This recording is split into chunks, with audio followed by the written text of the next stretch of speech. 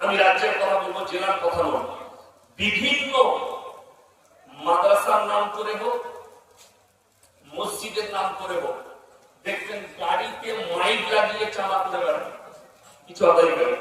আপনাদের দিকে আসে? আসে। আমরা মৌলবীরা, আলেমরা ঘোর বিরোধী।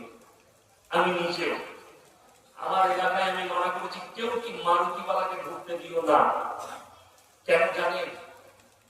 গোকর্ণ বাজার আর আপনাদের এটা পুরন্দরপুর না, পুরন্দরপুর বাজার, সেখানে কেউ মাইক টাঙিয়ে আদায় করছে।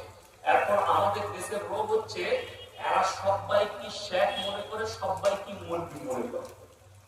দাঁড়িয়ে আছে, টুপি আছে, লম্বা জামা, মানে মালটা মৌলবি। কে বললো তোদের? আর আমি বলছি গায়ে মুখে হেলবে, গায়ে মুখে হেলে বুঝে। ঘোষ জানেন না? জানেন না ঘোষ? ঘোষ ভোটের বেলায় একটা ঘোষ গায়ে দোয়াতে ঢুকেছে, দোয়ালে গায়ে মনে করে এড়ে গরুটাকে দোয়ার থেকে মেরেছে, আর তখন দেখছি এড়ে গরু গায়ের মতন খালি মুখটা, বাকি করতে এড়ে। তো আমাদের দেশে ওই মৌলবি গোছের কিছু মাল বেরিয়ে গেছে, মুখে দাঁড়িয়ে রেখেছে, মাথায় টুপি।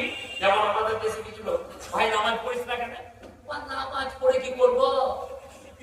জুম্মার দিনে মসজিদে মুসুদিরা জুতো চুরি করে। হারাম কোন নামাজিরা চোর না, চোর নামাজি সাজে। আর আমাদের দেশের লোক ভালো, জুম্মার দিনে গেছে ছিঁড়া চপ্পল পরে আর বেরোচ্ছে নতুন গুলো পরে। যদি ধরা পড়ে যায়, ভাই বুঝতে পারিনি তো এটা হারাম করতো, নতুন গুলো পাইপ দিয়ে এসেছিস ছিঁড়া পড়ে, মানে চুরি করতে এসছে। নামাজি এটা চোর। নামাজি